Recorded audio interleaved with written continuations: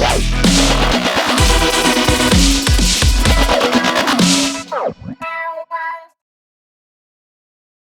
everybody. I wanted to jump on here really quickly and talk about this new documentary that's coming out. It's called Diddy, The Making of a Bad Boy. Now, I've seen other documentaries about Diddy, and basically all they did was go to social media and talk about all the things that the bloggers were saying. It really was nothing new. But this documentary right here seems to have a little bit more meat and bones, if you will. And this one has more meat and bones because these are people that you knew were actually around Diddy. So it seems to be the members of Making the Band and Al B. Sure himself. Now, for me, Al B. Sure was the most powerful because he actually admitted to things that we heard, but this time he actually said it himself. He said that he didn't walk away from his son, Quincy, and he wasn't an absent father. He said that Diddy made sure that he did not go around Quincy. He also said that Diddy never officially adopted Quincy. He said there's no actual adoption papers on Quincy. Diddy told the world that, but that's not what happened. He just took his son and raised him as his own. He said Kim Porter talked him into going along with the things that Diddy was saying. She said, do it for her, because if we didn't go along with what Diddy said, she was afraid of what was going to happen if Al B. Sure stood up and said, no, that's my son, and I'm raising him. He also said that him and Kim remained friends throughout the whole ordeal, to the point that he became Kim's confidant. He said that she told him everything. He also said that Kim made him promise that he would never tell anyone the things that she was telling him. He said Kim was in fear of her own life for a long time. And he goes on to say, and these are his exact words, I'm quoting. He says, what I do know is that before her death, she was keeping a diary. Someone got the passcode to her phone and the computer and found out what she was writing. That was going on behind closed doors, insinuating that Diddy found out about the book by going through her phone and eventually figuring out the passcode. He said, and in the book, she talked about his, what he called a colorful love life. According to Kim, this all started back in the 90s. And yes, he did sleep with both men and women. He said Diddy slept with a lot of famous female musicians, rappers. He said there was a lot of groups, XEX, and that Kim did take part in it. He said the diary was published in September, 6 days before Diddy was indicted.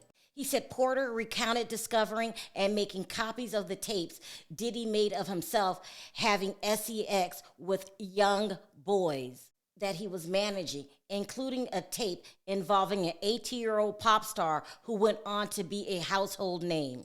The final entry in the memoir has Porter falling fatally ill, dramatically texting her friends, "He got me," and then calling 911. Now, I don't know if you guys remember earlier on, Al B. Sure came out and said that the memoir was fake.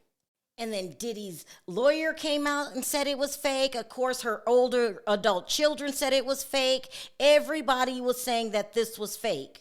But now they're saying in this documentary, Al B. Sure is saying the opposite. He's admitting that the book was real. This is why I read you the excerpts. I mean, this is a complete opposite of what he was saying. Hopefully he would go into, well, why did you lie? And say that the memoirs were a lie. And if now what you're saying is the truth, does that mean that you meant when you said that it was Diddy that put you in the hospital where you almost lost your life? Because to me, that's what it sounds like you're going to admit to in this documentary. Another jaw-dropping thing that's supposed to be in this memoir is, remember the group Making the Band, where they're all in it and they're all supposed to talk about what their life was like living with Diddy. Now, so far in public, we heard Freddie P. Numerous of times. He has been the most outspoken one. Today, we heard about Choppa's experience. And in the documentary, we're going to hear from Sarah Stokes. Now, Sarah Stokes' name now is Sarah Rivers. She has gotten remarried. She would go on to say that Diddy actually SA'd her. Her exact words were, "He touched me in a place that he never should have. That was inappropriate." She said after that happened to her, she would never be around Diddy alone. She always wanted someone else around, and she always wanted the cameras rolling. There's also supposed to be a good childhood friend of Diddy's. His name is Tim Patterson. He's saying that he feels that Diddy acts the way that he does because he didn't have a father growing up. And for lack of a better word, he said that Janice simply didn't raise him right. He said she partied every weekend. He was around all kind of alcohol, reefer, lesbians, and homosexuals, pimps, and pushers. He said that people that were at these parties were from the streets. And the rumor is that these parties that he's talking about were called freak-offs. Janice introduced the freak-offs to her son at an early age. Tim said it wouldn't be a thing to mistakenly walk into one of the bedrooms and you have a couple there butt naked. This is what we were fed. Was it desensitizing us? I'm sure it was. But that's just the way it was Saturday night. He said at one of Diddy's parties, the employee claimed that Diddy beckoned two girls over. They disappeared into a room and didn't emerge for 24 hours. He said for sure they were underage. Now, of course, Diddy's attorneys denied that ever happened, but that's their job. They're saying that this documentary is going to be the most informative of all the documentaries. And people are willing to be accountable for what they're saying in this documentary. Now, for me, this is the documentary I've been waiting for. I was tired of he said, she said. I was tired of allegedly. I was waiting to hear from actual victims.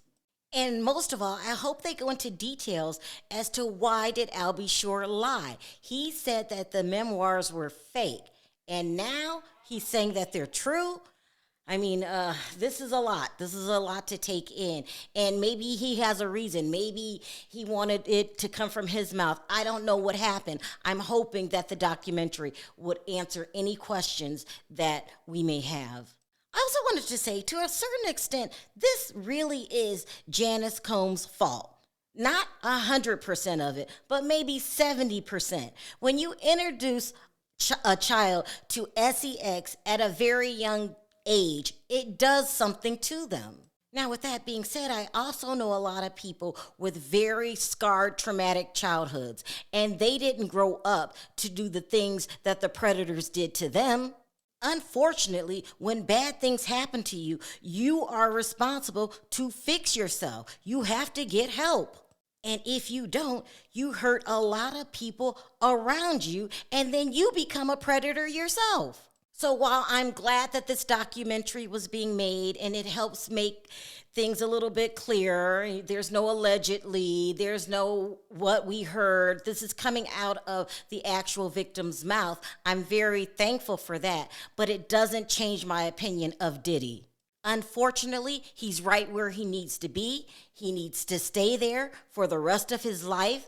Because eventually, when they decide to wake up, or maybe they feel it now, but eventually his children are going to have to deal with the side effects of the mess that he has done, the mess that he has made of his life and a lot of other people around him. Now, let's head back over to the rumor side of things.